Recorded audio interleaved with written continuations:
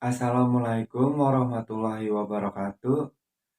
Saya Ripandi Bayi Hakim, mahasiswa Universitas Pamulang, Fakultas Ekonomi dan Bisnis, Prodi Manajemen S1.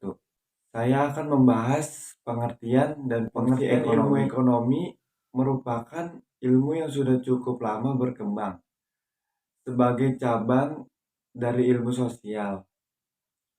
Ilmu ekonomi mempelajari berbagai perilaku pelaku ekonomi terhadap keputusan-keputusan ekonomi yang dibuat. Ilmu ekonomi. Fungsi ilmu ekonomi diperlukan sebagai kerangka pemikiran untuk melakukan pilihan terhadap sumber daya yang terbatas guna memenuhi kebutuhan manusia yang tidak terbatas.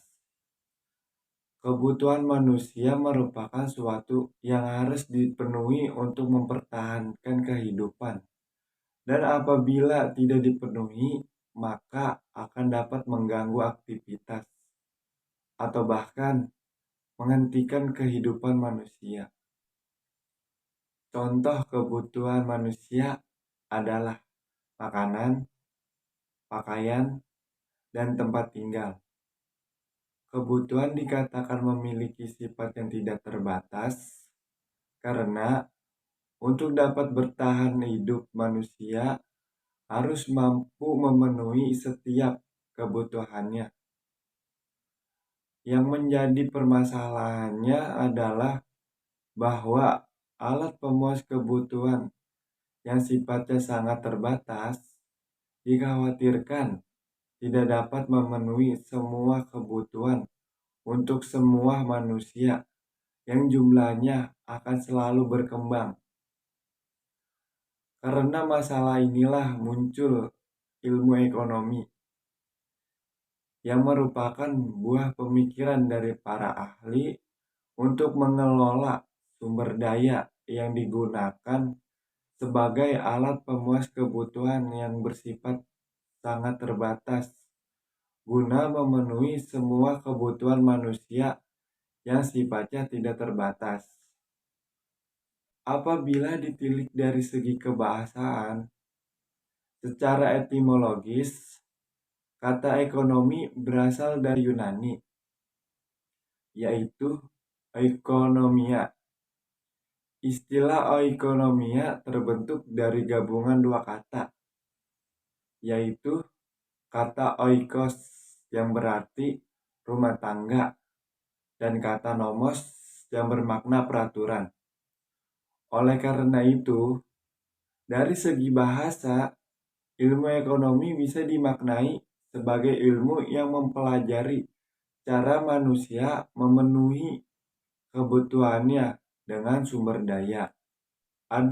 Terdapat beberapa pengertian dari ilmu ekonomi tersebut menurut para ahli.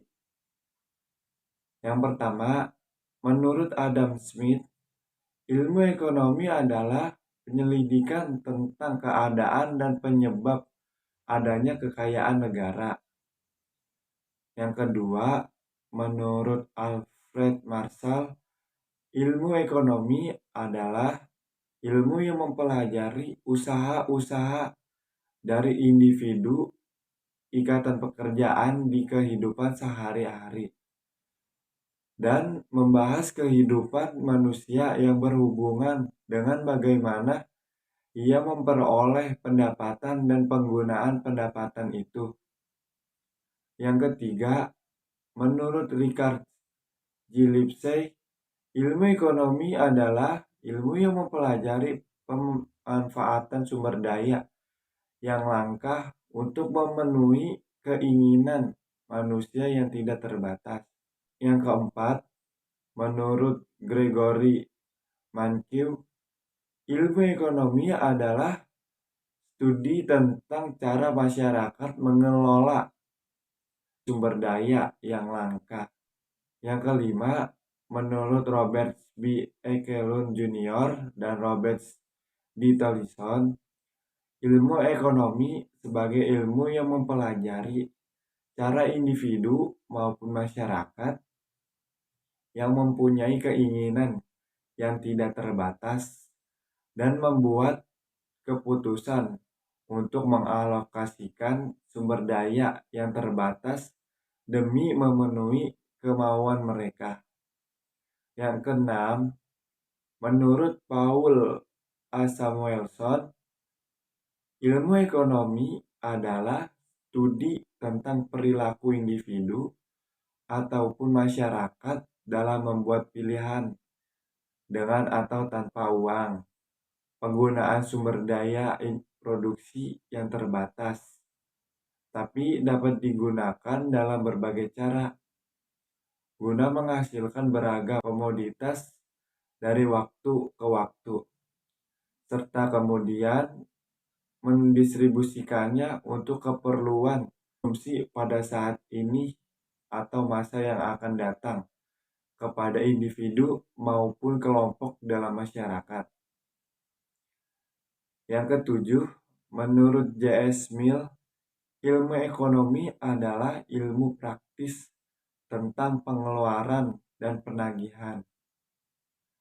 Yang ke-8, menurut Robin Lionel, ilmu ekonomi adalah ilmu yang mempelajari perilaku manusia dalam konteks keterkaitan antara tujuan dan kelangkaan sarana untuk memenuhinya.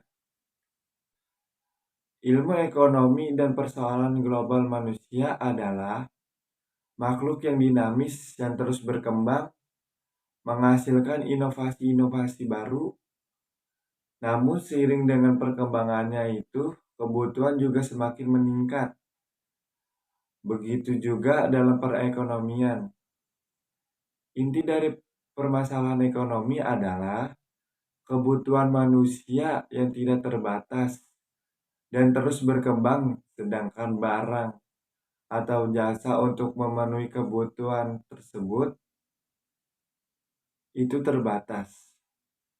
Karena keterbatasannya itulah maka untuk memperolehnya diperlukan pengorbanan atau pertukaran, baik secara langsung ataupun dengan perantara uang. Maka dari itu, karena keterbatasan itulah dan didorong oleh kebutuhan manusia yang tidak terbatas dan terus berkembang, maka diperlukan pengaturan untuk menyeimbanginya. Dalam upaya untuk menyeimbanginya tersebut dilakukan langkah-langkah yang dalam prakteknya melibatkan semua pihak. Berikut ini permasalahan ekonomi klasik dan permasalahan pokok ekonomi modern. Yang pertama, masalah ekonomi klasik merupakan masalah ekonomi yang dilihat secara sederhana. Masalah tersebut meliputi A. Produksi merupakan bagaimana memproduksi kebutuhan barang atau jasa yang dibutuhkan oleh semua orang. Misalkan, di suatu daerah semua masyarakatnya menggunakan sepeda sebagai alat transportasi utama, maka produksi terhadap sepeda akan dilakukan sebanyak mungkin. Produksi dilakukan dalam rangka memenuhi kebutuhan daripada calon konsumen. Yang B, distribusi. Setelah benda tersebut terproduksi, maka masalah selanjutnya adalah bagaimana benda tersebut kepada konsumen, apakah langsung beli ke pabrik, lewat distributor, atau lewat penjual eceran. Untuk sistem produksi klasik biasanya menggunakan sistem distribusi langsung dan lewat pasar nyata, yaitu penjual dan pembeli bertemu langsung dan membawa benda yang diperjualbelikan. Sedangkan pada distribusi modern telah terbentuk berbagai sistem distribusi, yaitu telah menyesuaikan dengan kebutuhan konsumen. Yang C, konsumsi objek daripada konsumsi tidak hanya berupa benda tetapi juga berupa jasa. Yang kedua, masalah ekonomi modern. Permasalahannya ekonomi modern terdiri dari yang A, what. Masalah pertama adalah apa yang akan diproduksi. Yang kedua, how. Setelah diketahui jenis dan jumlah produksi yang diproduksi, maka masalah selanjutnya adalah bagaimana memproduksinya. Yang ketiga, siapakah pelaku produksi. Yang keempat, for whom. Untuk siapa barang diproduksi. Ini merupakan tujuan dari para proses produksi. Yang pertama, ekonomi mikro. Ilmu ekonomi yang mempelajari ekonomi secara detail dan lingkungannya kecil.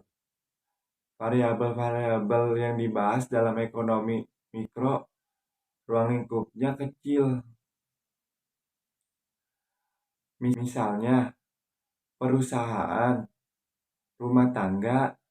Yang kedua, ekonomi makro merupakan bagian dari ilmu ekonomi yang mempelajari ekonomi secara keseluruhan atau global.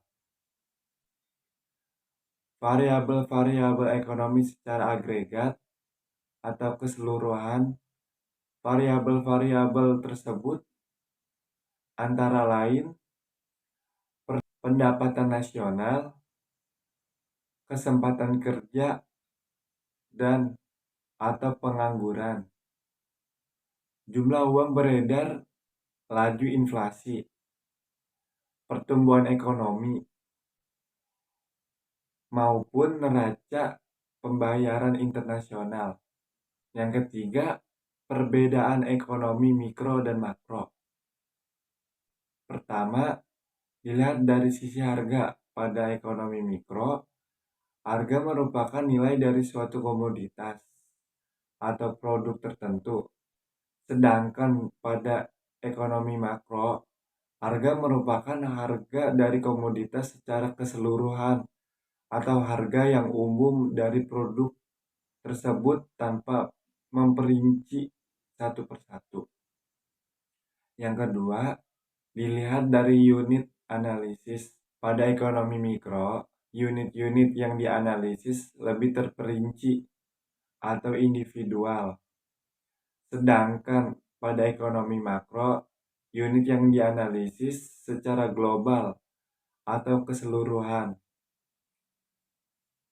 Yang ketiga, dilihat dari tujuan. Pada ekonomi mikro, lebih memfokuskan bagaimana cara mengalokasikan sumber daya agar dapat tercapai kombinasi yang tepat. Agar dapat tercapai kombinasi yang tepat. Sedangkan pada ekonomi makro, tentang pengaruh kegiatan ekonomi secara keseluruhan, terdapat berbagai macam aspek.